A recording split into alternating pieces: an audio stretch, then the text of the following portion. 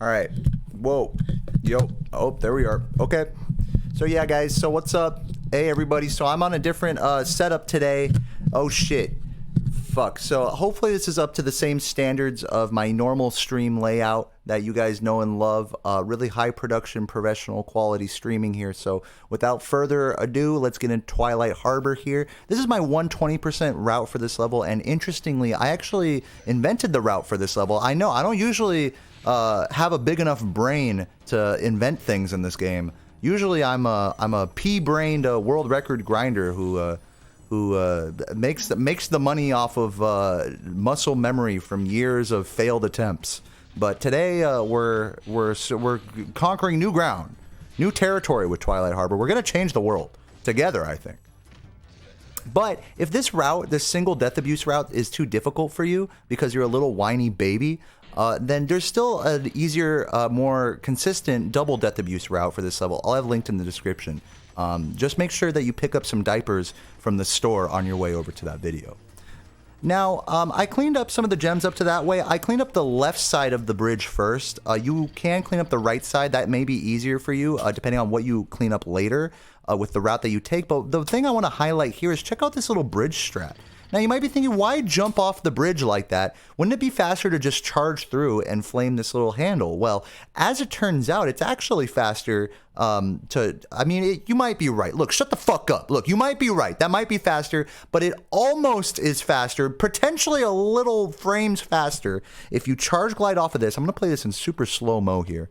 Charge glide off of this, and then delay the charge out of the air like that, so that you land on this bridge somewhere on the middle to the right side.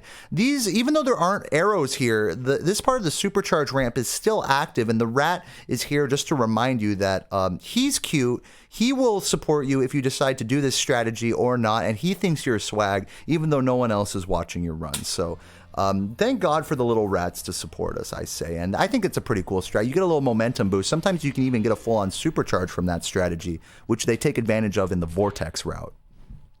Now, getting up to this ramp here, you want to be thinking about how you're landing on this ramp and how much speed you're going to get from it. I do a double flame charge here and then charge out of the air at full speed, so that way I can get full charge speed out of the air, like fully going down out of the air from a charge when I hit the top of the ramp. And it's not that I have to hit the tippy top of the ramp, but it's that I have to come down on that ramp with full charge speed. And that's important because check out this spot here. No jump, but makes it past the curve. Do some zigzags to get around here. Now let's talk about that little section right there. As we do this, charge onto the thing, get the right amount of speed, upper end of yellow charge speed. Now here, I'm going to watch this in slow-mo. No jump off the ramp.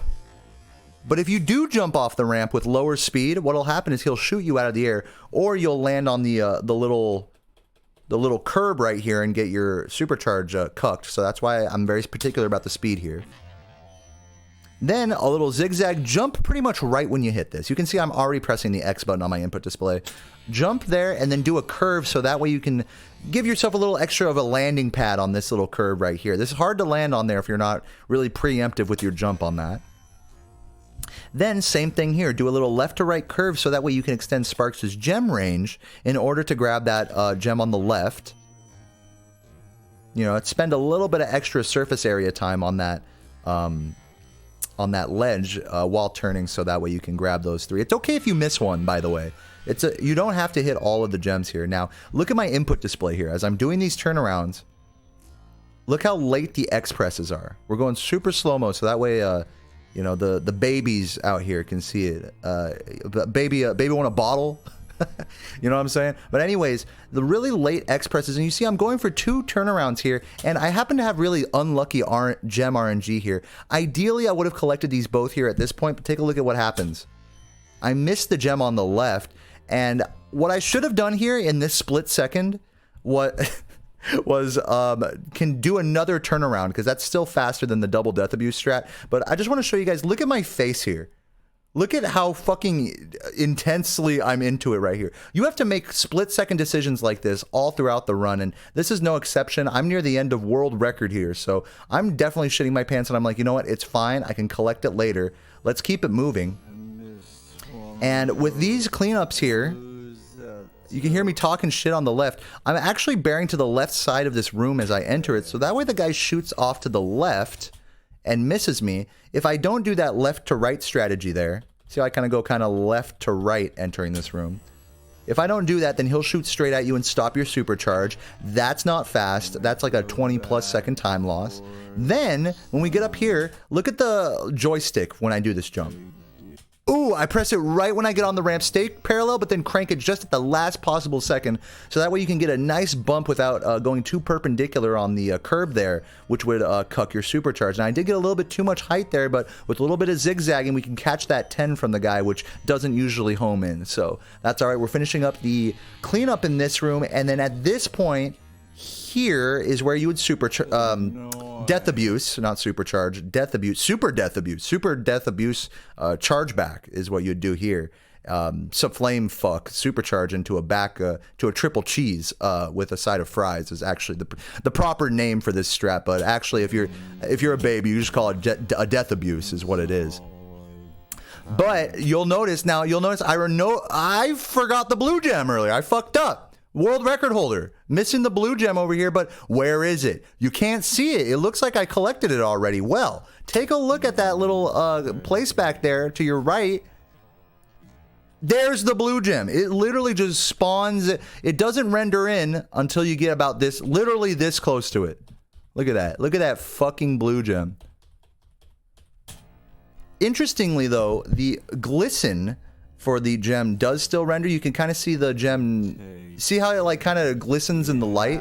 It does a little like, you know, the Team Rocket blasting off again, the little stars shine when they fucking fly off into the sky. You can still see that from far away, but you can't see the actual physical gem model from far away. So be aware of that, you know, especially coming out of that area. If you think you missed a gem, it's best to just run just up somewhat close to it just to see it.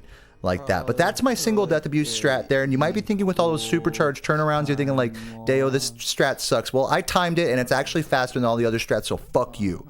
All right, so we're into the next area now. Important thing to consider here, I'm at 0 lives. I've taken care all the way from Dreamweavers, basically for the whole run, but especially from Dreamweavers forward to make sure I had 1 life going into this level. Or 2 lives in your case if you're a baby and you do the double death abuse strat. You have to have 2 lives entering this level or 1 life entering this level, so that way you can be 0 here for credit skip, which will death abuse you back to the home world after beating Nasty Nork. That's about 5 seconds faster than being at a higher life count than that, because you would have to exit Nasty's level after the death abuse. You would spawn at the beginning of the level instead of in the home world after a game over. We'll talk about that more once we get to the Nasty Nork tutorial after this. But essentially, you want to make sure you're at 0 lives here, and also being extra careful with sparks to not take too much damage.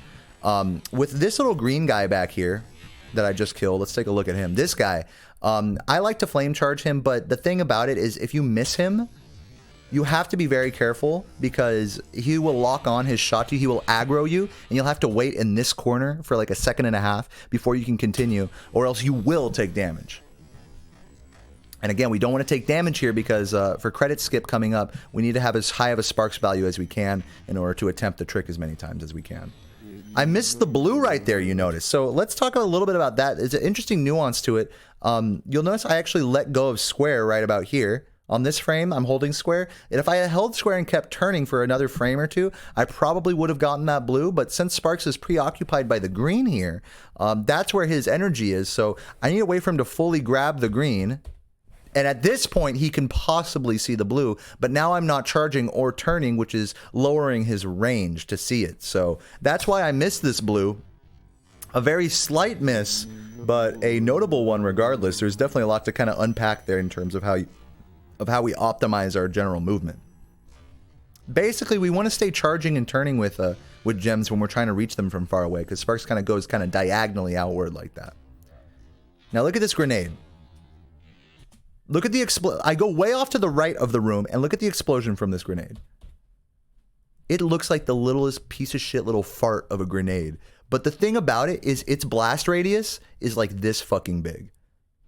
It's like the size of like all the way up to, I have to hang tight right on the right side of this room in order to make sure that I don't get hit by that blast radius. Again, we don't want to lose sparks here. Very dangerous section. And if the guy is throwing his grenade, you know it's going to hit the ground.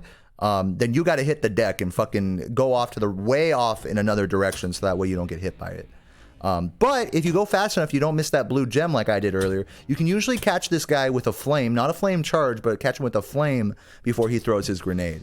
So you could grab his gem out of the air. But since I had to wait, I'd opt to flame charge him, grab these greens first. Now here, the optimal strategy would not be to kill this guy, but instead to go straight for this guy and then go for a counterclockwise cleanup instead of the clockwise one I do here. This one's a little safer though, and safety is always appreciated. Let's watch back at a higher speed here. I know this is probably mind-numbing for some of you guys to watch. Probably so painful for some of you guys to watch at slow speed, but I make it easy for you guys, and that's how I do things. Now look at that, the preemptive jump right there. As I come up here, I'm flame charging off to the right and jumping before I even see the Doritos. And the thing about it is I'm not trying to get a cheesy flavor blast in my mouth. I'm trying to keep my sparks. So you have to preemptively jump there, flame charge off to the right, or else you will get hit. Go for the flame charges on these guys. They're not as bad as they look, even if you're a newbie player. I would say go for them. These are good enemies to practice them on. Just, you know, just obviously dodge their shots. What's so hard about that? It's just the end of the game on world record pace. What are you scared about, kid? What do you think you're gonna poop your pants or something? Anyways, so that's the end of Twilight Harbor. The last thing I want to say is be careful with these gems at the end. At this point, you're probably really trying to get the fuck out of there quickly and just get a move on with your run that's almost over. But if you let go of charge too quickly after those boxes, the gems won't home in. And same thing right here, you might have missed the blue that's right where I'm standing here. So make sure you short hop jump charge out of those and give yourself that moment during the full hop into this return home vortex to assess, like, did I get everything? And if you're unsure at any point in the level, this is the perfect time to pause, like right before jumping in here. And again, we jump into it with a full hop so that way we can preserve upward momentum exiting the level, which will cause the fade out for the level, this returning home screen to come in quicker. Now guys, that is it for Twilight Harbor. I hope you enjoyed this tutorial, this breakdown. Again, just a professional streamer with this layout right here, the beard cam, if you will. So if you guys want to see more beard cam, let me know in the comments. If you want me to fuck your wife or say hi to your grandma, let me know in the comments, and I'll catch you guys next time. Deo out. I love you guys, and stay cute, stay beautiful. Mwah.